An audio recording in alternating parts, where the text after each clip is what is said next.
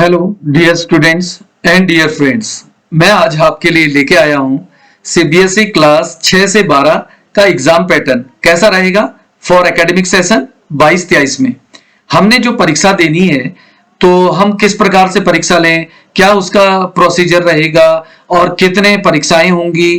तो एक उत्सुकता थी कि कैसा हमारा एकेडमिक सेशन 22-23 में होने वाला है, क्योंकि 20-21 ने 21-22 में कोरोना काल में परीक्षा पद्धति बदल दी थी, लेकिन अब सर्कुलर आ चुका है।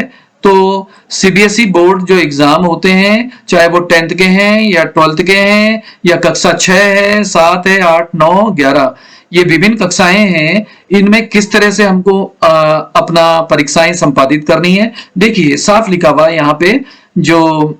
यहाँ पे सर्कुलर निकला है 20/5/22 का। इसमें साफ दिखाया गया है कि मॉडिफाई एनुअल स्कीम को लगाया जाएगा 22-23 के लिए। इसमें कंपेटेंसी बेस्ड क्वेश्चन रहेंगे और मल्टीपल चॉइस एमसीक्यू रहेंगे, ऑब्जेक्टिव रहेंगे और रिमेनिंग शॉर्ट क्वेश्चन आंसर भी रहेंगे। तो ये हमारा हिंदी में भी एक सर्कुलर यहाँ दिया गया है, यही 22-23 में इसमें लिखा है हिंदी में, संशोधित वार्षिक योजना के आधार पर हमने परीक्षा लेनी है।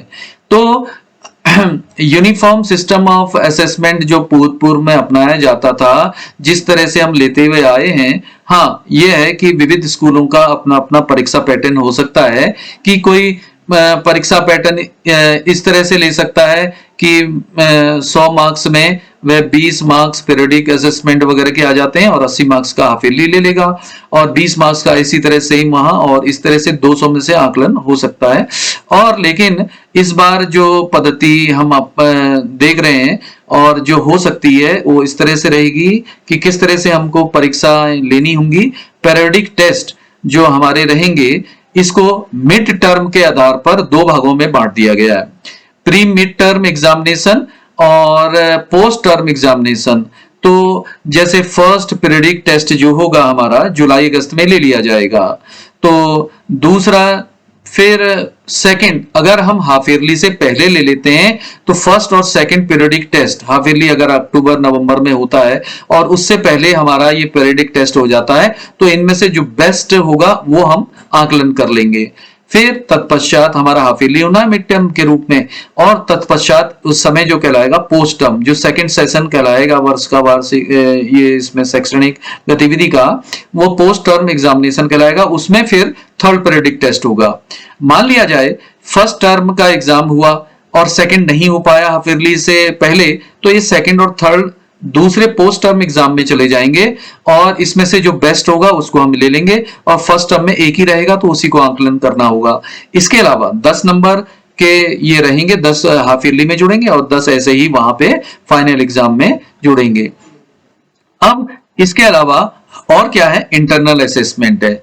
इंटरनल असेसमेंट के लिए भी हम मिड टर्म के 2 हिस्से करते हुए प्री मिड टर्म में इंटरनल असेसमेंट 10 मार्क्स का लेंगे, ऐसे ही पोस्ट टर्म इंटरनल असेसमेंट भी 10 मार्क्स का होगा।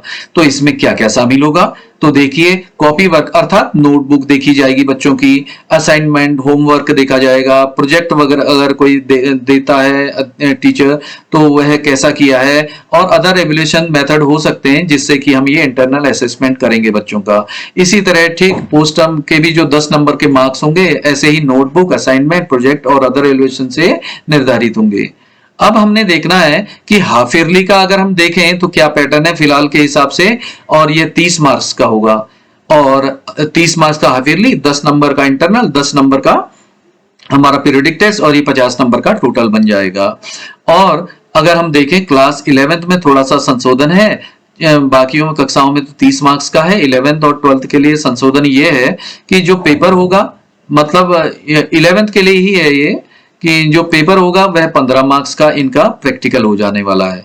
तो इंटरनल असेसमेंट नहीं होगा बिल्कुल भी 11th में प्रैक्टिकल सब्जेक्ट में, और वहां पे इंटरनल असेसमेंट जो होगा वह नहीं होगा, और रिटर्न पेपर भी 25 नंबर का रहेगा। तो 25 और 15 ये हो गए हमारे 30 और 40, और 10 नंबर का पीरियडिक टेस्ट। तो इंटरनल असेसमेंट ना होकर 15 नंबर का प्रैक्टिकल लिया जाएगा। और ऐसे ही अब जो एनुअल एग्जामिनेशन है 22-23 के फाइनल एग्जाम होंगे इसी तरह से, जिस तरह से प्री मिड टर्म का पेपर बनाया 10 नंबर हाफ ईयरली तक आते आते 10 नंबर पीरियडिक टेस्ट बेस्ट में से 2 और 10 नंबर का इंटरनल, 30 नंबर का हमारा रिटर्न वर्क। इसी तरह एनुअल में भी जो परीक्षा होगी वो 30 नंबर की होगी, 10 नंबर इंटरनल के होंगे, 10 नंबर पीरियडिक के होंगे, 50 नंबर, और टोटल जो फाइनल रिजल्ट बन गया वो 100 में से बन गया हाफ ईयरली तक और बात का मिला के। और अब देखने वाली बात क्या है कि 11th का एनुअल में भी यही सेम रहेगा कि 15 नंबर का प्रैक्टिकल, 25 नंबर का रिटर्न और 10 नंबर का पीरियडिक टेस्ट। और अब हम आते हैं कि भाई पासिंग क्राइटेरिया क्या रहेगा। अनुमानित अभी तक यही है कि क्लास से अगर कोई चेंज आता है तो फिर परिवर्तन हो सकता है, वो देखेंगे और फिर बता दिया जाएगा आगे की वीडियो में। क्लास 6 से 10 तक के स्टूडेंट अगर वह 33% ले आते हैं प्रैक्टिकल सहित तो सब कुछ मिला के, और 33% उसको सब्जेक्ट में मिल गए हैं, ऐसे ही सब सब्जेक्ट में 33% लाया है तो पास हो जाएगा।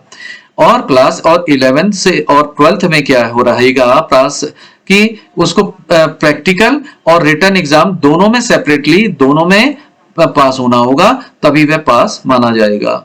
अब हमने देखना है कि ये जो क्वेश्चन पेपर या असेसमेंट जो हम तरीका होगा, हम कैसे क्वेश्चन शामिल करें, 10 और 12 के लिए ही देखते हैं। अभी इसमें एमसीक्यू आएंगे, filling the blanks, one word matching word जो होंगे, क्वेश्चन पैटर्न ऐसा रहेगा। ये 40% है 10th में और 30% है 12th में। इसी तरह से कंपेटेंसी बेस्ड जो क्वेश्चन आएंगे 20% 10th में और क्लास 12th के पेपर में भी 20% कंपेटेंसी बेस के आएंगे। Long and short question answer 40% के रहेंगे, यानी कि जो हम बच्चों के सिंपल क्वेश्चन आंसर किताबों से होते हैं वो 40% आएंगे लॉन्ग और शॉर्ट क्वेश्चन आंसर, और 12th में 50% आएंगे। इस तरह से हमारे क्वेश्चन पेपर तैयार किए जाएंगे। Thank you for watching my video and please like and subscribe it. Thank you.